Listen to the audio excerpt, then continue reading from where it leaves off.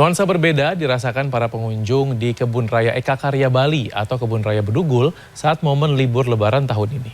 Ya, selain dapat menikmati sejuknya suasana alam nan asri, pengunjung juga dapat mengikuti kelas edukasi menanam tanaman hias nan unik sukulen.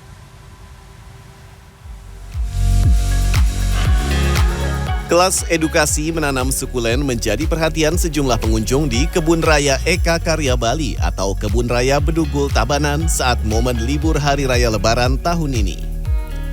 Pengunjung baik dewasa maupun anak-anak tampak antusias mempraktekkan cara bertanam hingga merawat tanaman hias sukulen yang unik dan menarik di dalam pot. Beberapa jenis sukulen seperti Echeveria, Panda hingga Roseum menjadi bahan edukasi untuk ditanam di media seperti pasir malang, sekam bakar, dan batu. Bahkan pengunjung juga dapat membawa pulang tanaman yang menjadi objek edukasi. Saya juga jadi tahu kalau misalnya harus menanam tanaman harus ada tekniknya. Kirain saya nggak ada tekniknya gitu. Lagi belajar nanam. Nanam apa kata-kata? Nanam bunga. Susah nggak, Dek? Ya? Nggak terlalu. Udah pernah ke Bedugul. Ya, seneng nggak ke sini? Seneng. Di kelas edukasi, pengajar tidak saja memberikan cara tepat menanam sukulen, melainkan juga cara merawat tanaman yang tergolong tanaman dekorasi baik di dalam maupun luar ruangan ini. Kalau kita di sini ada dua jenis kelas edukasi. Yang pertama itu ada kelas edukasi sukulen, yang kedua ada kelas edukasi begonia, itu tentang cara penanaman dan perawatannya. Rata-rata belum tahu ya. Tadi ada pengunjung yang bilang kalau tanaman sukulen itu perlu disiram apa enggak gitu, ternyata perlu, itu mereka baru tahu kayak gitu. Jadi ya banyak yang perlu diketahui kayak gitu.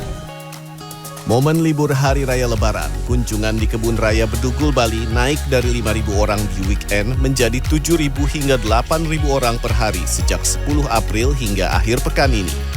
Untuk wisata edukasi, pengunjung dikenakan biaya khusus hari raya sebesar Rp50.000 dan Rp85.000 di hari reguler. Tim Liputan CNN Indonesia, Tabanan, Bali. Selanjutnya, wisata petik apel di Kota Batu, Jawa Timur ini menjadi daya tarik bagi wisatawan. Di tengah menjamurnya tempat wisata kekinian, wisata petik apel ini masih lestari hingga saat ini. Iya, dan pada musim liburan, tingkat kunjungan ke kebun apel pun meningkat pesat.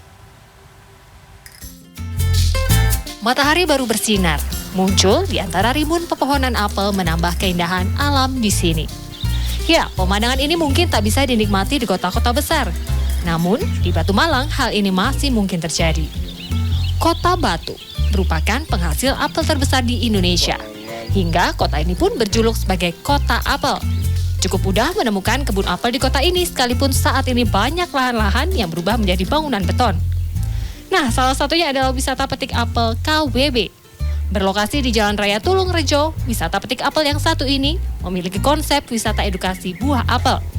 Tidak hanya sekedar memetik, di sini pengunjung juga dapat mengetahui seluk-beluk bercocok tanam buah apel. Kita bisa petik apel sepuasnya dalam area kebun, jadi termasuk tiketingnya masuknya Rp25.000, kita bisa menikmati suasana atau makan apel sepuasnya. Di sini terdapat 4 jenis apel, ada Manalagi, Rom Beauty, Ana, dan apel Wanglin, atau enggak disebut apel hijau. Di area seluas 2,5 hektar ini, Anda akan dimanjakan dengan pemandangan buah apel yang siap untuk dipetik. Biasanya, apel yang siap untuk dikonsumsi diberi tanda balutan kertas putih. Selama di dalam kebun, pengunjung boleh mengonsumsi buah apel sepuasnya. Saya mau kasih tahu nih, namanya apel Rom Beauty. Ini merupakan apel yang mungkin sudah jarang ditemui di Malang ya, ini termasuk nenek moyangnya. Ciri-cirinya dia memang hijau seperti apel Malang, namun ada bercak merahnya.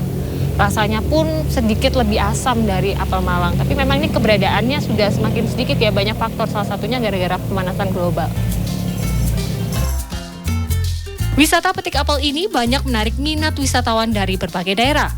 Bahkan jika memasuki momen liburan, tingkat kunjungan bisa mencapai 700 hingga 800 orang per hari. Saya dari Tangerang. Kayaknya saya pertama kali ya masuk sini ya.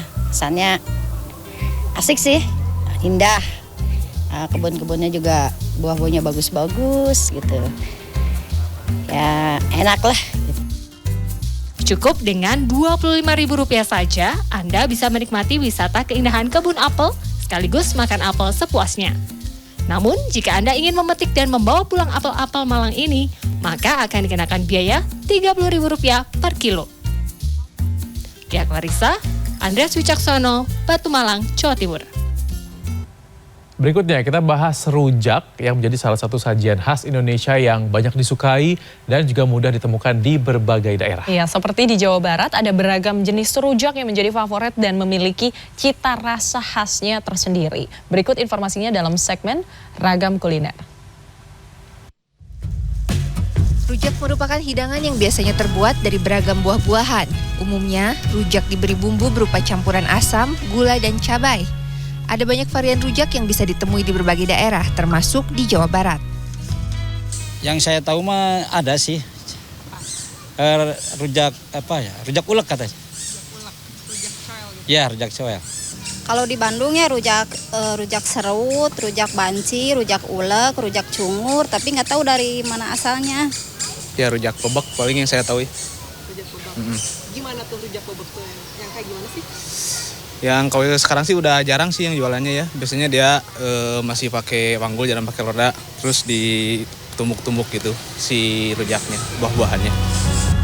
Di Jawa Barat ada sejumlah varian rujak khas yang mudah ditemui seperti rujak coel, rujak ulek, rujak cuka, serta rujak bebek. Aneka rujak ini bisa ditemukan di berbagai penjual rujak di kawasan Bandung Raya. Salah satunya di kawasan Ciparai yang menyediakan olahan rujak ulek, rujak coel, dan rujak cuka. Rujak di sini terdiri dari potongan buah nanas, ubi, timun, bengkoang, kedondong, serta belimbing. Sementara bumbunya terdiri dari campuran gula aren, asam jawa, garam dan cabai, serta kecombrang. Rujak coel disajikan dengan bumbu terpisah, sementara rujak ulek disajikan dengan bumbu yang dicampur potongan buah.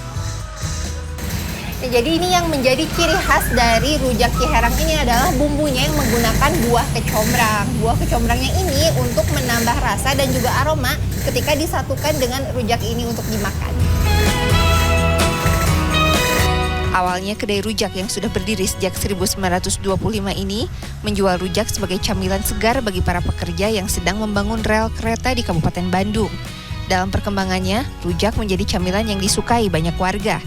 Dalam sehari rata-rata puluhan porsi rujak terjual dengan harga Rp15.000 per porsi. Jadi nenek moyang tuh kan mungkin melihat orang-orang sekitar tuh misalnya capek ya, panas gitu. Akhirnya berinovasi bikin apa ya untuk yang segar-segar gitu. Nah akhirnya bikinlah rujak ini. Dan untuk menjadi pembeda dari rujak yang lainnya ialah menggunakan buah kecombrang. Kedai rujak legendaris lain di kota Bandung terletak di kawasan Jalan Macan. Ada sejumlah varian rujak yang disediakan, mulai dari rujak coel, rujak bebek, serta rujak cuka. Aneka rujak ini terbuat dari potongan buah jambu air, ubi, bengkuang, nanas, serta mangga. Sementara untuk rujak cuka atau rujak asinan, ditambahkan dengan beragam sayur seperti tauge, kol, serta sayur asin atau jabung. Nah jadi ini merupakan rujak favorit di kawasan Jalan Macan ini, yaitu rujak bebek dan juga rujak asinan. Ini terdiri dari berbagai macam potongan buah yang dibumbui dengan bumbu rujak. Selain itu, perbedaan aneka rujak ini terlihat dari bumbu yang digunakan. Untuk rujak coel, bumbu yang digunakan bertekstur kental dengan rasa cenderung manis, terbuat dari campuran kacang, gula, pisang menggala, dan asam jawa. Sementara rujak cuka dan bebek berbumbu lebih cair dengan cita rasa asam manis karena ditambahkan cuka. Dalam sehari lebih dari 100 porsi rujak terjual dengan harga Rp19.000. Sebenarnya bumbunya sama-sama mirip-mirip lah ya, mungkin bumbunya sama, cuman kita pilihan buahnya tuh tiap hari segar gitu, tiap hari pasti setia yang baru. Ya, mungkin itu yang bikin beda mungkin ya. Kalau dari rujak yang paling favoritnya rujak apa Pak kalau di sini? Yang paling favorit sih rujak bebek sama asinan. Menurut ahli gastronomi Universitas Pendidikan Indonesia Dewi Turgarini, eksistensi rujak di masyarakat Sunda sudah tercatat di sejumlah naskah kuno sejak abad ke-7. Dulunya rujak menjadi hidangan yang disajikan dalam beragam upacara adat. Untuk masyarakat Sunda itu kan eksis dalam upacara adat juga ya, acara muludan, kemudian juga tingkeban ya, 7 bulan, bagian yang sangat melekat pada tradisi masyarakat Sunda. Itu ada sekitar 54 jenis rujak yang ada di Jawa Barat gitu. Spesifik Bu, tahun berapa rujak mulai berkembang di Jawa Barat? Kalau dari bahan baku ya dari naskah Sunda kuno itu tahun 600-an ya ada ya begitu. Tapi rujak yang paling khas yang dimiliki Jawa Barat itu sebenarnya apa sih Bu? Kalau begini, kalau sekarang ini kan yang dikenal oleh masyarakat Sunda itu ada 3 jenis rujak ya. Ada rujak coel ya, rujak coel, kemudian juga rujak bebek ya, kemudian ada rujak cuka. Selain di Jawa Barat, ada banyak variasi rujak di berbagai daerah di Nusantara. Masing-masing memiliki ciri tersendiri, terutama dari bahan baku serta bumbu atau kuah yang digunakan. Tim Liputan CNN Indonesia, Bandung, Jawa Barat.